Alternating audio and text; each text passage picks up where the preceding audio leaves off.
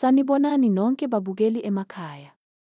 Namuhla sizoxoxa ngolamula, okuyisitshalo esiqhakazile esinempilo kakhulu. Ulamula uthandwa kakhulu emakhishini ethu, futhi unezinzuzo eziningi zempilo ezingasiza ekuthuthukiseni impilo yomzimba wakho wonke jikelele. Ake sihlolisise ukuthi ulamula usiza kanjani ezithweni zethu zomzimba, isikhumba, amazinyo kanye nokunye okuningi. Ebese sikhuluma ngezindlela ongasebenzisa ngawo ulamula ukuze uthole umsoco oqinisekisa umzimba onempilo. Izinzuzo zokudla ulamula. Ngizokunikeza izinzuzo eziyisishiyagalombili zokudla ulamula. Okokuqala, u-antioxidant. Ulamula uqukethe ama-antioxidant amaningi. Yini na ama-antioxidant? Ama-antioxidant izingxube ezivikela amaseli omzimba ukuthi angalinyazwa ama-free radical okungukungcola noma izishingishane ezitholakala emoyeni.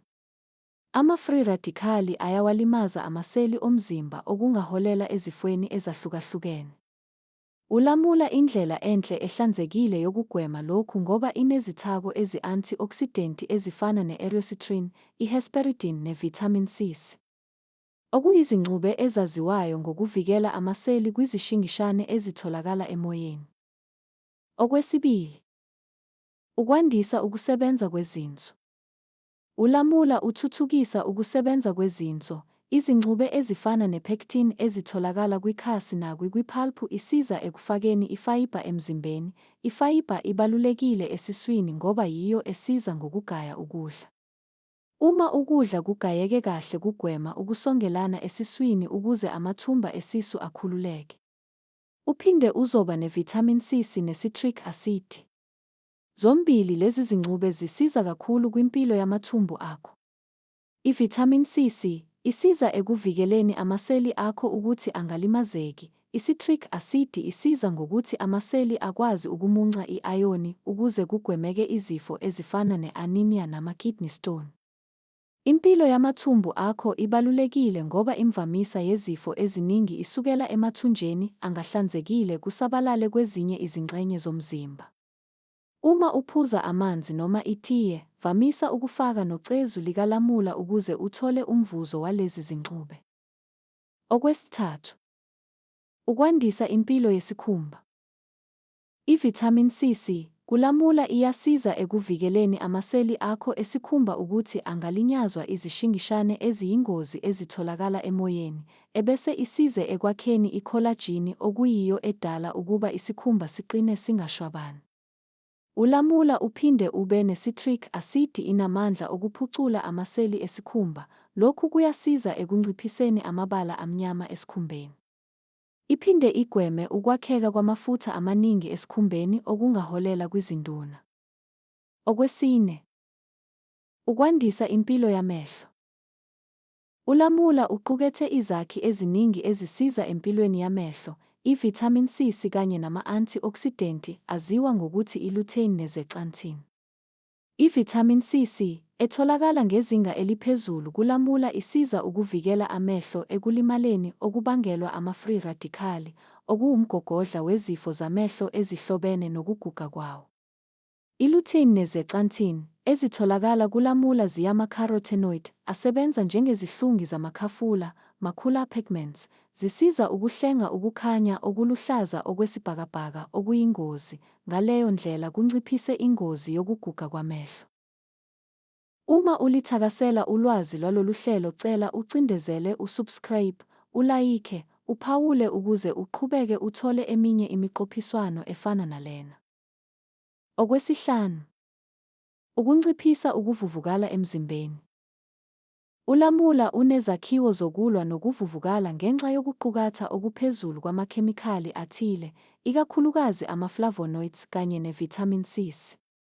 Lezi zakhi zisebenza ngokubambisana ukunciphisa ukuvuvukala nokunweba imithambo yegazi ukuze igazi ligeleze kahle, ikakhulukazi i-limonene kanye ne-hesperidine ezaziwa kakhulu ngezithako zazo zokulwa nokuvuvukala. Okwesithupha, ukwandisa uhlelo lokugaya ukudla. Izithako eziningi ezitholakala kulamula zinegalelo elikhulu ekusizeni ohlelweni lokugaya ukudla. I-pectin, uhlobo lwefayibha encibilikayo, isiza ekwenzeni umsebenzi wokugaya ukudla luhambe kahle futhi ingavimba ukuvaleka noma ukusongelana kwesisu. Ngaphezu kwalokho, izithako ezitholakala kulamula ezifana ne-hesperidin zinganciphisa ukuvuvukala nobuhlungu emathunjini.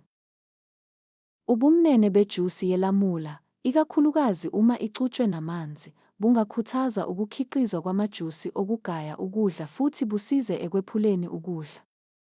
Okwesikhombisa, ukunciphisa ubulili besisu nokugqugquzela ukwehla kwamafutha emzimbeni.